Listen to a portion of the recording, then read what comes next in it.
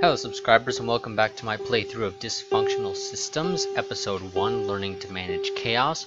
Before we actually hop right back into the game, I would like to mention that Dyschan is currently holding a Kickstarter to create a first and second episode of the series. I will put a link in the description of all the videos for this session. And if you are able to at least spare $10, which will grant you episode 1, but it'll also help them get closer to achieving their goal. Last time I checked, they were at about 8,100 and they are looking for 49,000. So, me personally, I'm going to probably go and pledge about $50, which is a reasonable amount for what I have to spare for Kickstarter, which I've never actually personally used, but nonetheless, that's not actually important. But yes, if you can at least spare $10, please do so, because I would honestly love to see the rest of this. So let's go and hop back in. Certainly this is amazing. I smile pleasantly in admiration of technology. Most unfortunately, my smile is very, very temporary. As it turns out, the fusion bomb is incredibly horrible. It is a weapon that will detonate and destroy everything in a very large radius with a disturbing rapidity. And its weight is a kind of miasma so powerful that it sticks to a place for several decades before dissipating. It causes sickness to those who did not die, greatly increasing the chances of cancer and mutations in the children of survivors. Once again, I am affronted by the sense of unreality that has persisted since my induction into the mediatorium. This is not even something you read about in storybooks. It's not a thing one can imagine. Why would one kill somebody else? Why would you kill hundreds, thousands, millions? And what's more, with such effects? What does that accomplish? They said I would not understand for a long time.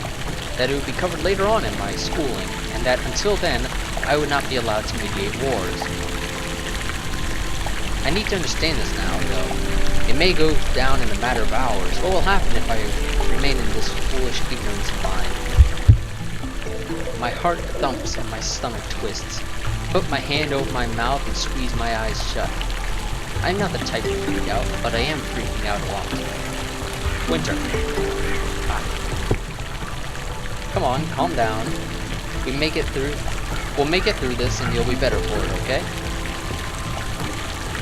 I close my codex and look at Cyrus, who has placed his hands on my shoulders.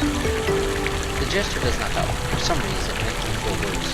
My heart tightens and tears escape from my lips. I feel the same feeling that comes when I imagine how it would be if my dad were to die, only the feeling is much more distorted and disgusting. I answer Cyrus with a warbling voice as my emotions are in tatters. I'm sorry, sir, but I don't understand. I'm sorry I'm stupid. Winter? Come on, hey, you aren't stupid. You're a smart girl. I am. I'm incredibly stupid. You know it. You're just a bit hard-headed, though. It's okay. You're young, Winter, and you're strong, too. You're strong. I just don't get it. I'm sorry. I raise my head and look at his face. Through my tears, I can see that Cyrus's cheeks are more flushed than my own. He jumps a little, as if he were startled, and hugs my head to his chest. His heart is beating very fast, and I clench the bottom of his shirt. When he speaks, his voice reverberates through his body in a powerful way, so powerful that I can even feel a little more confident. Cyrus, we will not fail. I lift my head and look at him again. He shivers and looks from me to the fountain. I'll make sure of it. But only if you shape up. I'm terrified. I know. Okay. Let's finish this up, alright? I push away from him and beat my eyes and cheeks. I feel as though this is too much for me to take. It is harder to have faith in Cyrus. The further I go down the path of the mediator, harder it is to have faith in the adventure. Still, if I feel this is so wrong, then I ought to stop it, right? I should stop this all the time. I should stop this war, plainly and simply. I steel myself and stare directly inside his eyes, sure to convey my conviction. Oh, I don't think I accidentally skipped over something. Oh, okay, let's see. Nope. Nope, doesn't let me skip anything. I thought I accidentally clicked twice. Guess not. Sir? Yes? I'm confident that we will succeed here too. I'll also make sure that we will not fail. That mindset is good, Mr. Harrison. Hold on to it. It's easy to lose. Alright, let's kill the president. My soul decides to beat my chest. What? What? That's the obvious course of action. That isn't... No! No, it's not! That is the least obvious thing. Oh? Then what's the most? Talk to him? Convince him that he shouldn't do the thing he wants to do? Winter?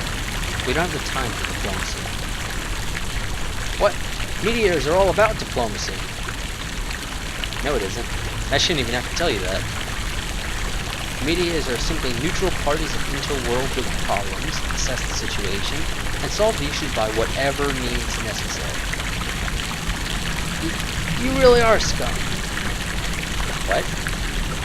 I look him in the eye, nearly snarling. What is it, sir? You think I'm deaf? Every student knows how you can handle things. That's right, people talk about you. Everyone knows that you're a murderous and cold. And don't talk to me like I'm that stupid. I remember what they said at orientation.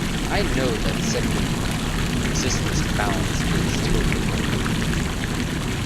I know how needed it is, but I thought we were more heroic than that. I can't really write, but do you even hear yourself? What is necessary? We shouldn't lower ourselves that far from this level. I'm really starting to get tired of your look, Harrison. Now listen here. Many in Brighton do not support aggression against Gabriel, I've heard. That's only natural. War is a terrible thing. Furthermore, while their poverty is far, it can be argued that this situation is for the best. Barnaby does not see that. He sees his own solution as the only solution. The people do not side with him. That is, at least one issue that needs to be addressed. They must support him. They must feel that his decision is right. So I will kill him. In doing so, the blame should be placed upon Gabriel, and it should be clear to the populace that they have an enemy to fight. What is he saying? Was all that talk before to prepare me to accept this evil, to prepare me for these calculated deaths? You're not just asking me to support killing a man, are you? You're going to allow the nuclear bomb to be launched as well. Are you insane? I can't sit by and allow that. You've underestimated the plight of these people. Barnaby, who has no real power, dressed it for himself in such a dramatic fashion suggests that he is not willing to listen to reason. If we had longer than 4 hours, then it would have perhaps been possible to change his mind. But like this, just forget it, that nuke will be launched. All we can do is unite these people before they go to war. We can still bring this nation into order. Order? Does that bother you? Stability is paramount, Winter. So cool your head. Think about this logically already. Being a mediator isn't to handle emotion. That's... what? That's only your opinion. You're only one person. Don't act as though you know anything. I don't know a lot, but what I do know is that murder is the worst thing a person can do. It's so horrible and disgusting and terrible that we don't even write about it, and it never happens.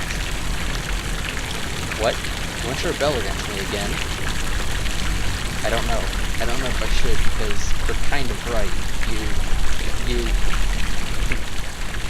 It doesn't look like it. They're so tainted by their troubles that it is doubtful I could convince the president to stop this.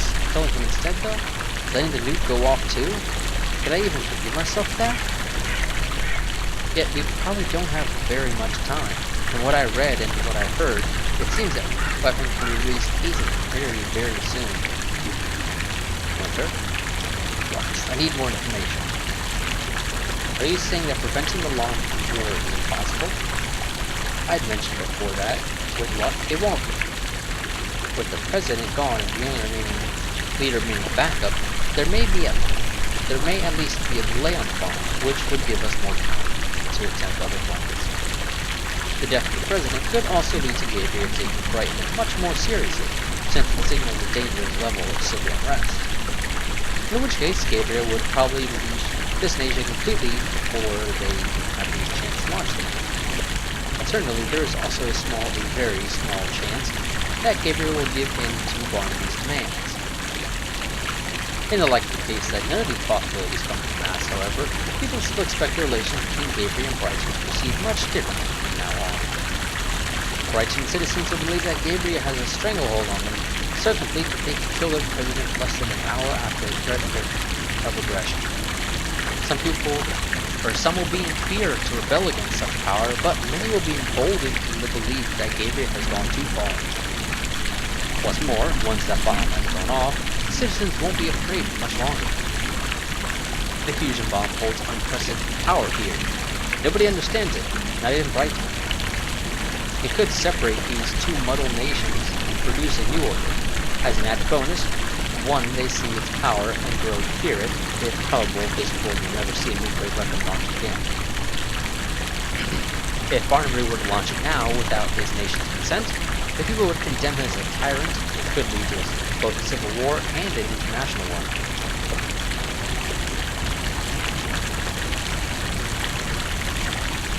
We need to make him a martyr, a hero in death. He will be a sacrificial symbol of Brighton loyalty, and the people will follow him posthumously. Gracious, he seems so sure of himself.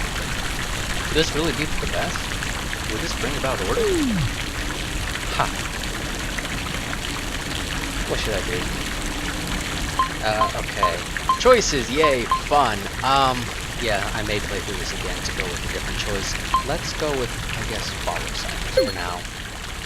They're fine. I refuse to invest any more heart into this. It's out of my hands, I'm just here to watch, you know? And that's what I'll do.